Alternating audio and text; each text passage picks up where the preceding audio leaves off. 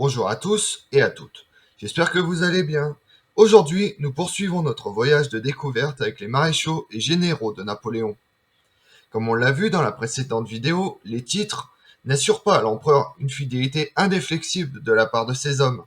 Mais pourtant, ils ont tous connu des destins exceptionnels ou tragiques, comme celui de Bernadotte, de Lannes ou encore de Grouchy. Vous voulez connaître la suite? Venez avec moi.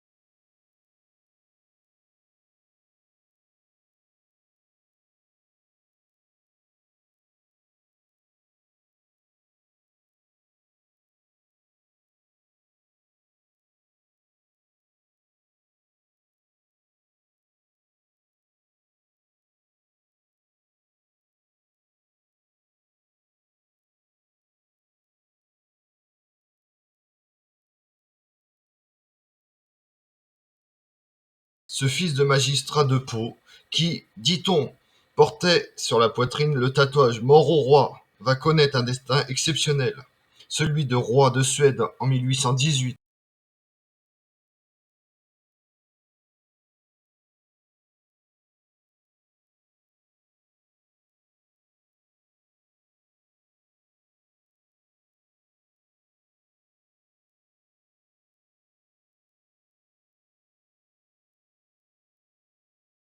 'Cassant et brusque dans ses manières, d'un caractère ombrageux, d'une grande liberté de langage, rebelle à toute discipline, mais formidable soldat, Vandame est certainement la plus forte tête des généraux de Napoléon.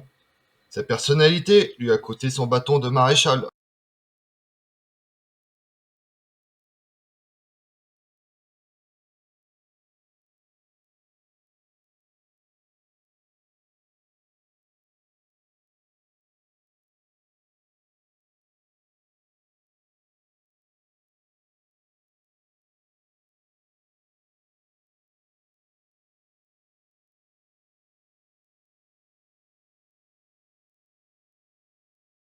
Surnommé la Bête par ses ennemis, le Juste par ses soldats, Louis-Nicolas Davos restera jusqu'à sa mort un patriote ardent, fidèle à la République comme à l'empereur.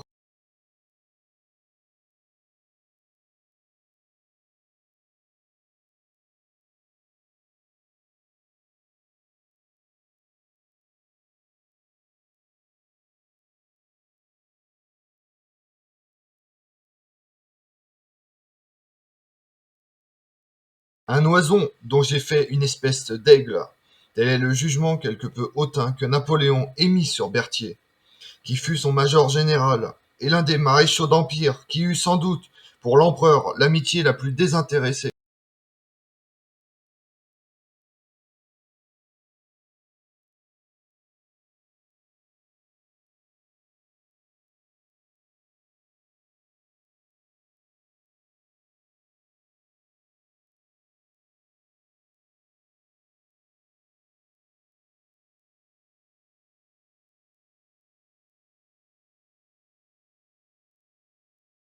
Un homme brave, et un brave homme que Victor, qui, simple grenadier en 1792, est maréchal en 1807, avant de rallier les Bourbons en 1814 et de devenir ministre de la guerre en 1821.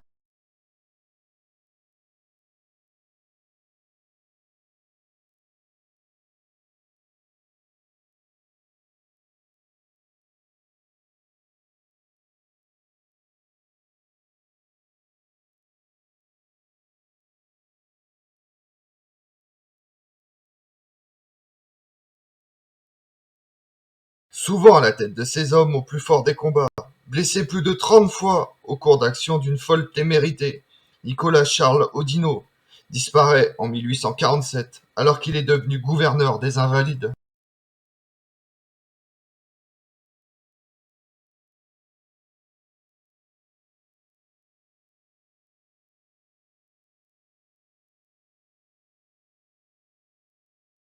Si un destin fut compliqué, c'est sans aucun doute celui de l'opportuniste maréchal Soult, Après avoir servi Napoléon avec un zèle ardent, il le renie lors de la première restauration et se rallie de nouveau à lui pendant les 100 jours. Banni sous la seconde restauration, il rentrera en grâce pendant la monarchie de Juillet.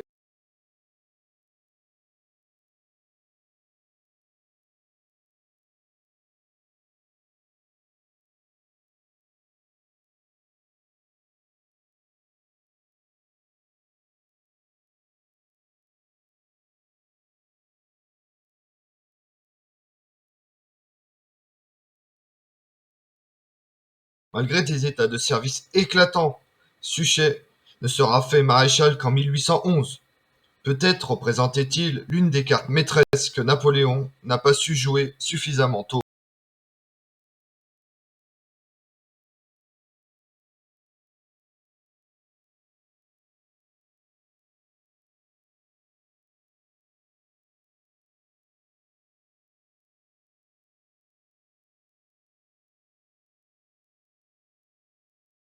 Si le titre de Brave des Braves n'avait pas été décerné à Ney, il ne fait aucun doute qu'il aurait été attribué à Lannes, un autre maréchal d'Empire mort tragiquement en mai 1809 à l'âge de 40 ans.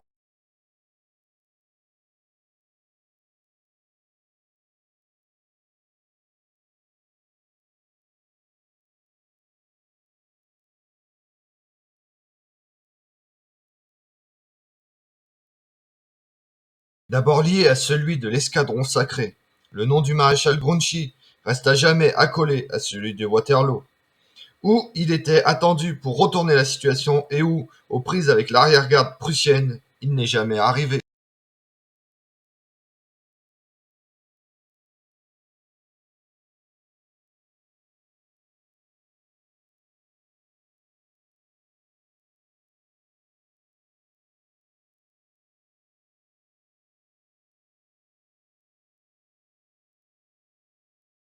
S'il est presque certain que Cambronne a prononcé le célèbre mot à Waterloo, même s'il s'en est défendu jusqu'à sa mort, il semble bien qu'il ne se soit jamais écrié « La garde meurt, mais ne se rend pas », comme on l'affirme pourtant.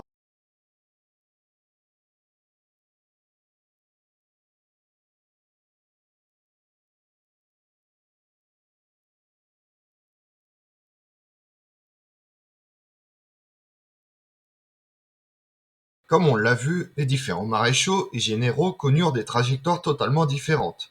Un maréchal devenu roi, des maréchaux nommés ministres, mais certains n'ont pas eu autant de chance et connurent une fin tragique, comme une exécution par un peloton, un suicide ou encore une mort sur le champ de bataille. Je vous remercie d'avoir suivi cette vidéo en ma compagnie. Pour connaître les nouvelles vidéos, retrouvez-moi sur ma chaîne YouTube, Tout sur l'histoire avec Damien, et pensez à liker, commenter et vous abonner. Merci à tous.